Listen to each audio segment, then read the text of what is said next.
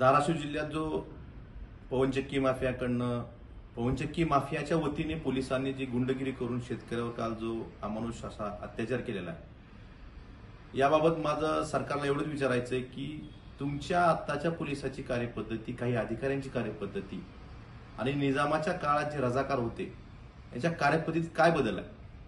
कारण त्यावेळेसही सर्वसामान्यांवर अन्याय करत होते ते, आणि आजही खाकी वर्दीतले गुंड, तुमचे पोलीस अधिकारी शेतकऱ्याला न्याय द्यायचं तर लांबच, परंतु त्या शेतकऱ्यावर अन्याय करतात। या शेतकऱ्यांना त्याच्या शेतात जाऊन त्यानेच लावलेल्या उसानं अमानुषपणे मारहाण करायची, आणि उलट ज्या खासगी सुरक्षा रक्षकांनी ज्या पोलिसांनी त्याला मारहाण केली त्या पोलिसांवर किंवा खासगी सुरक्षा रक्षकावर कारवाई करायची सोडून त्या शेतकऱ्यांना, त्याच्या जवळच्या नातेवाईकांना पोलीस स्टेशनमध्ये रात्री 1:30 वाजेपर्यंत डांबून ठेवायचं, आणि त्या दरम्यान त्या पवनचक्कीचं काम, जे टॉवरची लाईन ओढायचं काम होतं ते पूर्ण करून घ्यायचं। हे पोलीस काम कुणासाठी करतायत? मुख्यमंत्र्यांनी याचं उत्तर द्यावं।